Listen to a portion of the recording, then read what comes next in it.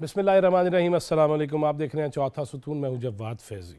नाज़रीन, होना तो ये चाहिए था कि 1973 में जो पहला मुतफ़िक़ा आइन बना, उसके हवाले से मज़ीद उसमें बेहतरियाँ लाने के लिए और जहाँ जहाँ कुछ हुक्म हैं या हालात हाज़िरा के तहत या मौजूदा दिनों के तहत उसमें मज़ीद कानून साज़ी की ज़रूरत थी, उसकी तरफ बढ़ना चाहिए था। लेकिन हम देखते हैं कि बजाय आइन की बात करने के जेलें भर दो, और फिर ऐसी ऐसी प्रेस कॉन्फ्रेंस आली मरतबत क़िबला इमरान ख़ान साहब कर रहे हैं।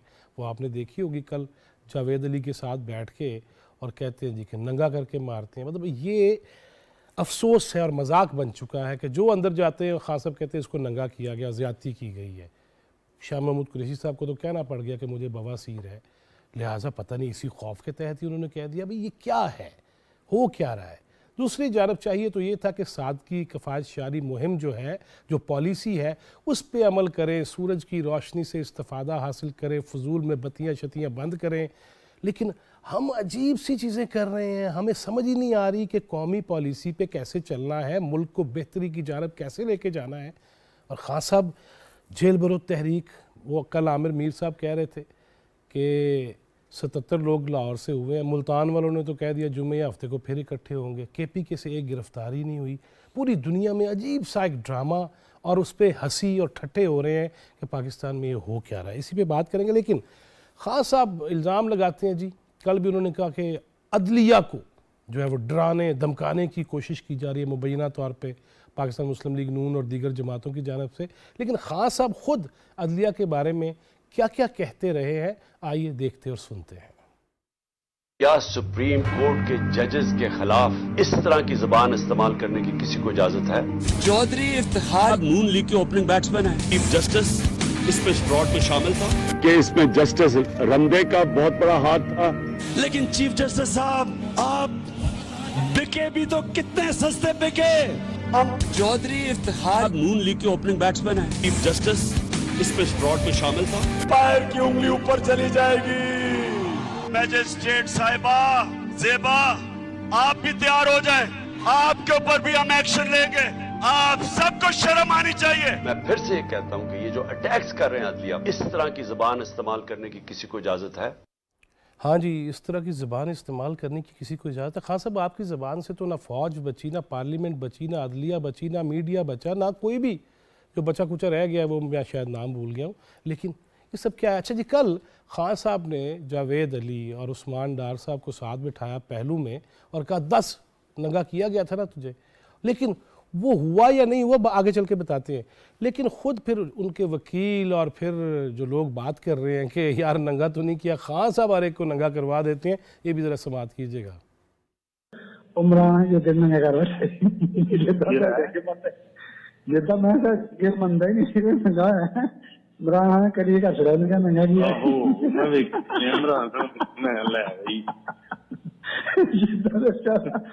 जिदा उस दिन मैं पूछ के आया जेल, मैं क्या जेल नंगा कहना नहीं कोई। इससे ज़्यादा अब क्या तमस्खर उठ सकता है। लेकिन जो ख़ान साहब ने कल इल्ज़ामात लगाए और जिस जावेद को जो PA उस्मान डार साहब का होने का दावेदार है और साथ बिठाया हुआ था, वो ख़ुद बयान क्या दे रहे हैं ख़ान साहब के साथ बैठने के बाद, वो भी सुनिएगा ज़रा। मैं जावेद अली बद तालब हुसैन सिकना जोधिया के खुद मैं अपने पूरे होशोबास में ये बयान रिकॉर्ड करा रहा हूँ कि मैं 3 माह से उस्मान डार साहब का PA था। डेवलपमेंट के कामों का जो डिस्ट्रिक्ट काउंसिल में यूनियन काउंसिल आती है NSCAR में, सारे डेवलपमेंट के काम मैं देखता था और ठेकेदारों से मेरा पूरा राब्ता था। और मेरा ये काम देखकर और मुझे उस्मान डार के बड़े भाई अहमद डार ने कहा कि आप हमारे लिए इतना काम करते हैं तो मैं आपको कोई सरकारी नौकरी दिलाता हूँ। उन्होंने कहा अपने को डॉक्यूमेंट बनाओ और उधर एजुकेशन डिपार्टमेंट में जमा कराओ। मैंने उधर से, मैं थोड़ा कम पढ़ा लिखा हूँ, मैंने उधर से इंडिया पब्लिक स्कूल से एक फेक सर्टिफिकेट बनवाया और डोमिसाइल बनवाया और वो मैंने अपने डॉक्यूमेंट एजुकेशन डिपार्टमेंट में जमा करवा दिए और उससे मुझे अहमद डार साहब ने मेरे आर्डर करवाए और मुझे गवर्नमेंट एलिमेंट्री मॉडल स्कूल डालिए में मेरे आर्डर हुए और उधर मैं 10 तारीख से ज्वाइनिंग की और मैं उधर ड्यूटी पर जा रहा था। और इसके और मैं ठेकेदारों को जो काम थे उनको ठेकेदारों से मुझे काम टेंडर मिले, जिन ठेकेदारों को, उन ठेकेदारों में बाजवा एंड कंपनी थी जिसको 2 करोड़ का टेंडर मिला था और उससे 20 लाख रुपए कमीशन लेके मैंने अहमद डार साहब को दी। اور دوسرا جو ٹھیکیدار تھا زین باجوہ، اس کے پاس بھی 50 لاکھ کا ٹینڈر تھا اور اس سے بھی میں نے 5 لاکھ روپے کمیشن لے کے دیا مڈار صاحب۔ اور تیسرا جو ٹھیکیدار تھا خضر کنسٹرکشن، اس کے پاس 1 کروڑ کا ٹینڈر تھا، اس سے بھی 10 لاکھ روپے کمیشن لے کے دیا مڈار صاحب کو۔ اور جو چوتھا کانٹریکٹر تھا بلال کانٹریکٹر، اس کے پاس بھی 1 کروڑ کا ٹینڈر تھا، اس سے بھی میں نے 10 لاکھ روپے کمیشن لے کے دیا مڈار صاحب کو۔ اور جو 5واں کانٹریکٹر تھا اللیاقت بلڈر، اس کے پاس 50 لاکھ کا ٹینڈر تھا، اس سے بھی 5 لاکھ روپے کمیشن لے کر دی میں نے مڈار صاحب کو۔ یہ ٹوٹل جو 4 یونین کونسلوں کی کمیشن تھی، یہ 50 لاکھ روپے تھی جو میں نے لے کے دیا مڈار صاحب کو۔ اور یہ NS60 کی جو ٹوٹل 28 یونین کونسلیں ہیں، ان 28 یونین کونسلوں میں 4 یونین کونسلوں پہ میں کام کرتا تھا، اور جو 24 یونین کونسلیں جو MC میں آتی ہیں، اس کے یہاں خواجہ عمران لڑکا جو میرے سے کافی دیر پہلا کام کرتا تھا وہ دیکھتا تھا۔ وہ پتہ نہیں 10% یا 15% یا 20% کمیشن لے کے دیتا، مجھے اس کا کوئی علم نہیں۔ جی جناب، کروڑ کا ٹھیکہ تو 10 لاکھ، 50 لاکھ کا ٹھیکہ تو 5 لاکھ، پرسنٹیج تو ہے نا کچھ۔ اب یہ ساری چیزیں لیکن کس لیول پہ خان صاحب آ گئے ہیں، اسی پہ بات کریں گے PTI کے بانی رہنما جناب اکبر ایس بابر۔ بہت شکریہ اکبر ایس بابر صاحب۔ اکبر ایس بابر صاحب، یہ جو آپ نے بھی سنا ہے، دیکھا ہے، اب تو بڑے دفاع میں آ گئے ہیں عدلیہ کے خان صاحب، لیکن پہلے جو کہتے رہے آئین، متفقہ آئین 50 برس ہو گئے، یہیں سے شروع کر لیتے ہیں، کیا آئین سے؟ بسم اللہ الرحمن الرحیم۔ دیکھیے، تھوڑا سا کچھ ایسے ناظرین ہوں گے خاص کر ینگ جنریشن کے، شاید ان کو پتہ نہ ہو کہ یہ جو 1973 کا آئین تھا، اس کو جب یہ آیا اس سے پہلے کیا ہوا، اور یہ بڑی ایک دردناک داستان ہے جو کبھی کبھی مجھے یہ خوف آتا ہے کہ کہیں ہم اس دردناک داستان کو ریپیٹ کرنے تو نہیں جا رہے، جس قسم کی سیاست ہو رہی ہے جو آپ نے ابھی جو جس کی کچھ جھلکیاں دکھائیں۔ دیکھیے 1970 میں الیکشن ہوئے تھے، اور اس الیکشن میں 1 سال الیکشن کیمپین چلی، اور اس کے پیچھے کیا تھا اور بہت سیاسی کیا نعرے تھے۔ عوامی لیگ ایسٹ پاکستان میں، یہاں پہ ویسٹ پاکستان میں Pakistan Peoples Party single largest party آئی، اور پارٹیاں بھی آئیں دوسرے صوبوں سے۔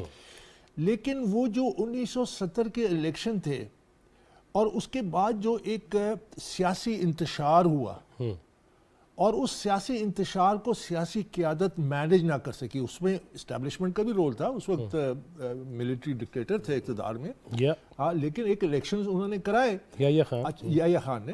اچھا، وہ جو سیاسی انتشار تھا، that led to the separation of East Pakistan، کیونکہ one thing led to the other۔ اگر یہ بیٹھ کے سیریسلی جب ڈھاکہ میں جب نیشنل اسمبلی کی جب میٹنگ کال کی گئی، اور سب جا کے اور بیٹھ کے مسائل کا حل ڈھونڈتے، تو کوئی نہ کوئی سیاسی حل نکل آتا۔ اور یہ کانسٹیٹیوئنٹ اسمبلی، کیونکہ وہ الیکشن تھے کانسٹیٹیوئنٹ اسمبلی کے، یعنی آئین ساز اسمبلی کے لیے۔ بالکل ٹھیک ہے۔ تو اس کے بعد جو سانحہ ہوا اور جو ایک بڑی تلخ ہماری حقیقت تھی، اس کے بعد پاکستان 2 لاکھ ہو گیا۔ نیازی صاحب نے ہتھیار جب پھینکے تو نیازی صاحب نے وہ کیا جو کیا، حالانکہ وہ 1 دن پہلے تک بہت بڑی بڑی باتیں کر رہے تھے کہ ہم تو کاش وہ مر جاتے لیکن ہتھیار نہ ڈالتے، کیونکہ جو رسوائی ہوئی ہے، یہ ایسا وقت ہوتا ہے کہ کبھی کبھی زندگی میں انسان کو سب کچھ داؤ پہ لگانا پڑتا ہے، لیکن اپنی قوم کی عزت کے خاطر، اپنے جھنڈے کے خاطر۔ انفارچونیٹلی، ٹریجیکلی، وہ ایک ایسا کلنک کا ٹیکہ ہے جو ہمارے ماتھے پہ لگا رہے گا۔ تو اس کے بعد جب آئین بنا، جسے آپ 1973 کا آئین کہتے ہیں، اس کے بعد آپ یہ سوچیں کہ ویسٹ پاکستان کے جو عوام تھے، ان کی کیفیت کچھ اور تھی۔ وہ برداشت ہی نہیں کر سکتے تھے کہ اب یہ سیاست میں یہ پھر وہی کھیل کھیلیں۔ تو وہ ایک بڑا فورس تھی لوگوں کی رائے کی، عوام الناس کی میجورٹی کی، کہ آئین بناؤ۔ تو پھر وہ بیٹھے اور انہوں نے آئین بنایا، اور ایک تاریخی جو اور ایسے ایسے لوگ جو قریب ٹوٹلی ڈائیورجنٹ تھے، ان کی سیاست میں آپس میں کوئی میل نہیں تھا، اور اس وقت ذوالفقار علی بھٹو، قدآور شخصیات تھے، پروفیسر اس وقت سیاست میں کوئی نظریہ نہیں تھا، ولی خان، یہ نہیں تھا آج کی جو سیاست ہو رہی ہے، اس وقت سیاست میں کوئی نظریہ تھا، کوئی شخصیات تھے جو نہ بھی کرتے تھے۔ لیکن یہاں مساق معیشت کی بات کی گئی، یہاں اکٹھے بیٹھنے کی بات کی گئی، یہاں APC کی بات کی گئی، خان صاحب کہتے ہیں میں نہیں آنا۔ دیکھیں اس وقت جو پاکستان یہ جو پچھلے کچھ